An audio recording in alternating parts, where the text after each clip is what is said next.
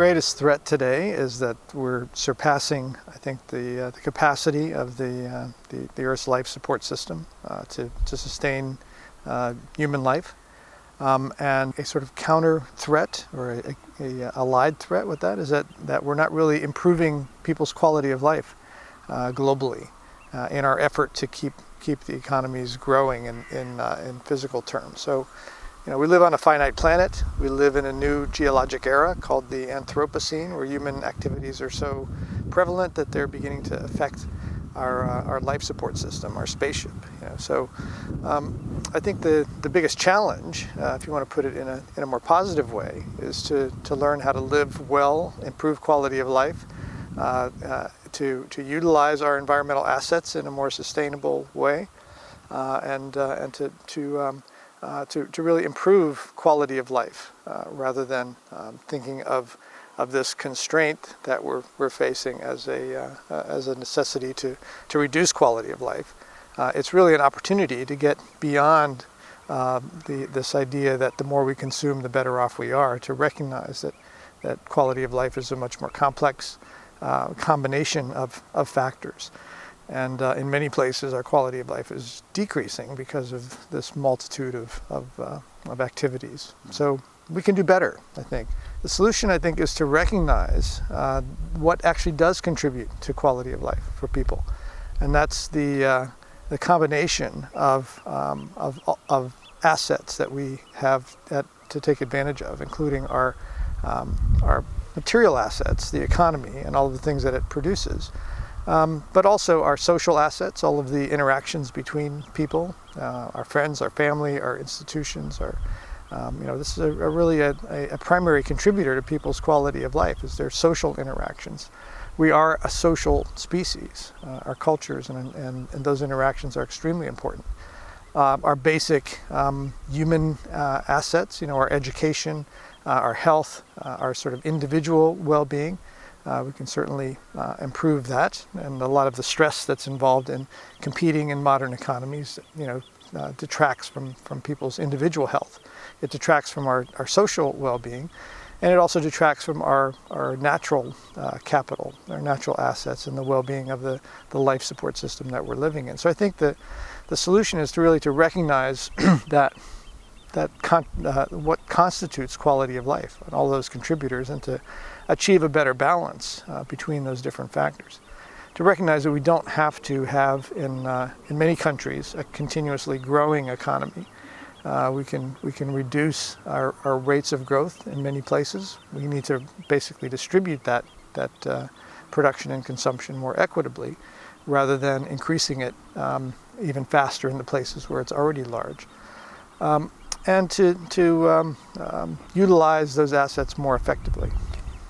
How do you go about decreasing, as you were saying, that economic growth, when everyone is basically pushing towards that kind of a model, that we have to grow more, that we have to earn more, etc.? How do you actually shift that pendulum? Mm-hmm. Well, I don't think people are pushing towards that. I think people are being pushed towards that model. I think in reality, that's not something that makes people happy. I think that's something that advertisers and the market economy has pushed onto people by trying to convince them that because they don't have the latest model device, that they're somehow not happy, and in order to be happy, they need to consume that. I think human psychology doesn't really support that unless advertising sort of continues to push that onto people. So I think that's a misconception, that's coming from people always wanting more and more. There is sort of a consumption arms race, on the other hand. I mean, the reason that people do want to consume more is not so much that they really need those things, but because they're doing it to achieve status, to keep up with the Joneses, it's their consumption relative to their peers that seems to be more important to their sense of well-being than their absolute level of consumption. So just like any arms race, I mean, it's a dangerous and destructive kind of affair. And so I think we can ratchet those sorts of things back.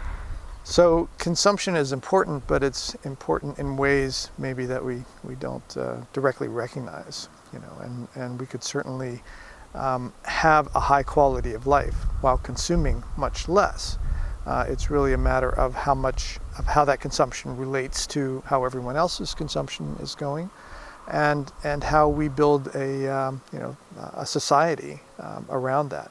One of the other spin-offs of having big divergences in income that this arms race tends to create is the loss of social capital and social interactions and all the things that Richard Wilkinson and Kate Pickett were talking about. So that has a very direct impact on people's quality of life. That's kind of unanticipated. The conventional model, the conventional idea is that the more we consume, the better off we are. All else being equal, what could be bad with that? More is better. But in fact, I think we're finding out that more is not always better. You have to really think about what really is quality, and how do these things interact with, how does our material consumption interact with our social interactions, with our impact on the environment. So I think ultimately the solution to this problem is to recognize the level of interdependence, the complexity of the world that we live in, and not be so focused on just one aspect of our lives, on the economy or society or nature, but try to integrate all of those things. I think there are many groups around the world that recognize this situation and that recognize where we need to go. And I think the missing element, however, is the coordination of those groups and the recognition and mutual support among them. So I think the one initiative that I would point to is something that we've started called ASAP, the Alliance for Sustainability and Prosperity, which is one effort to try to integrate and pull together all of those different efforts from the environmental, the social, the economic side of the coin, that all recognize this growing level of interdependence and on this finite planet, that recognize we need to stay within our safe operating space, ecologically, our planetary boundaries, but also recognize the influence of social capital and relationships and other things on our quality of life, that basically focus on how to create a sustainable quality of life, sustainable prosperity that's equitably distributed. What's missing is the coordination of all of those groups. So that's what ASAP is trying to do. I think once that happens, I think we can approach a cultural tipping point where these ideas begin to really have a larger influence on policies going forward.